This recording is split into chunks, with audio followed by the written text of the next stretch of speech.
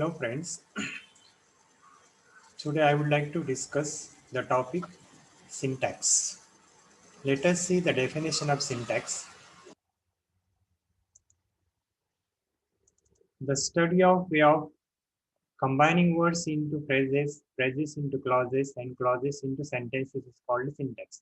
Means whenever we combine the words and that becomes the phrases, and when we combine the phrases that becomes clauses, and when we combine the clauses that become sentences. In this way we have the definition here: the study of way of combining words into phrases, phrases into clauses and clauses into sentences, it is called syntax. Syntax involves the study of grammatical sentences in sentences and their position in the sentence.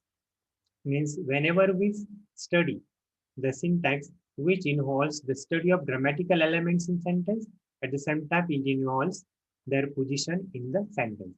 So syntax tries to describe the various functions. There are various functions of the sentences that are performed by the grammatical elements in the sentence.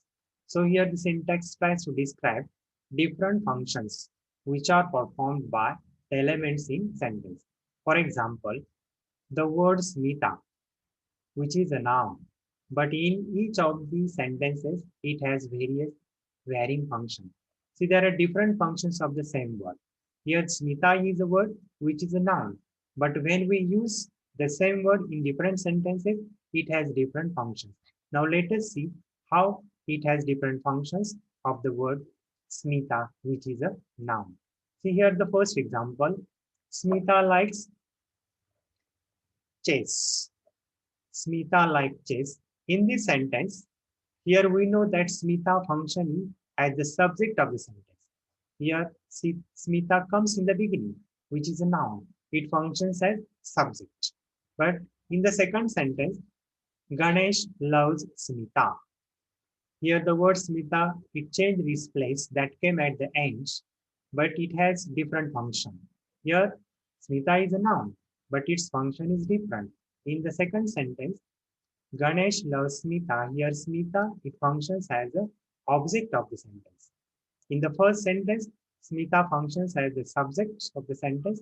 In the second sentence, Smita functions as the object of the sentence. In the third sentence, that girl is Smita. The third sentence is that girl is Smita.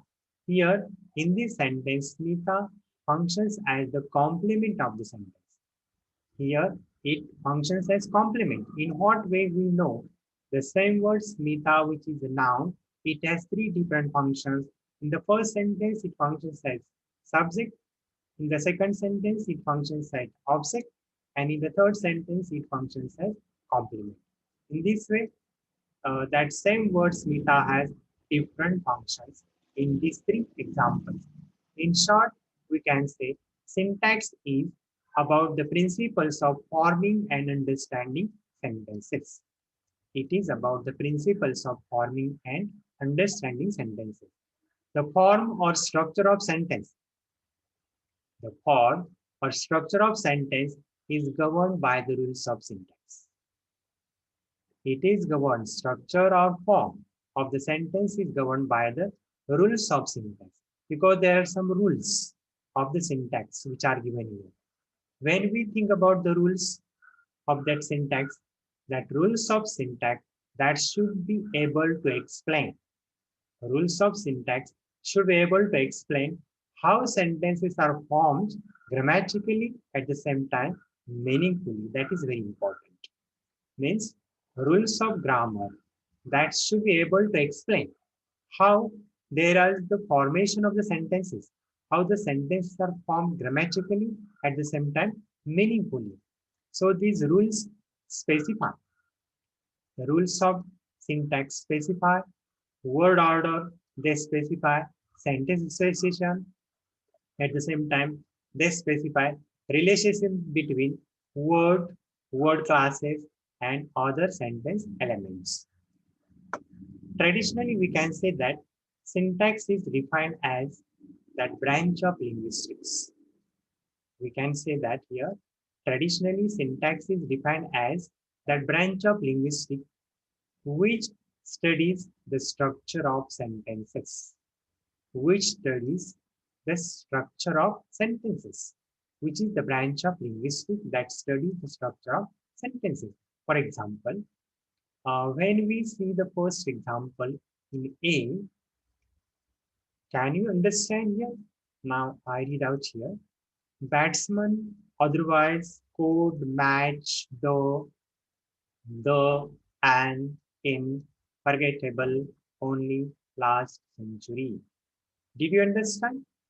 Did you get the meaning? What do you think about this sentence? Can you call it a sentence? See, the sentence is clearly ungrammatical.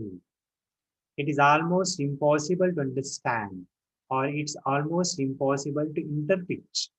We can't interpret the sentence because it is ungrammatical.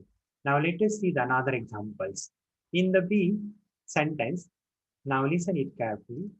The only century was scored by the last batsman in an otherwise forgettable match. Now the third sentence. In an otherwise forgettable match, the only century was scored by the last batsman. Then D.